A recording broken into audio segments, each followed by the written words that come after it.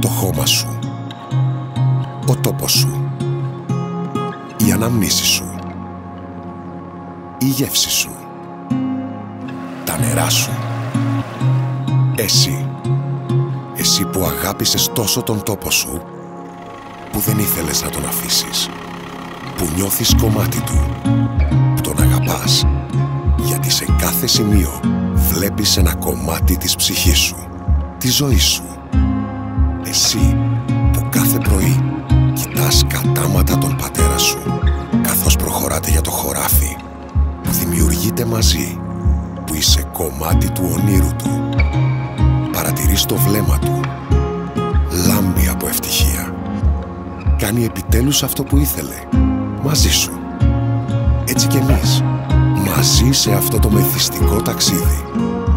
Στον τόπο μας, στα αμπέλια μας, μια γροθιά.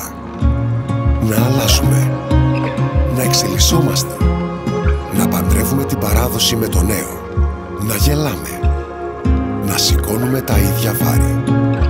Στο χωριό μας, στα μέρη μας, στην Ξάνθη, στο σταυροχώρι μας.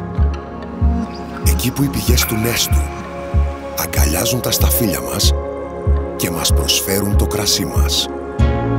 Εκεί που όλα είναι λίγο πιο άγρια, πιο όμορφα, πιο φυσικά, πιο εμείς.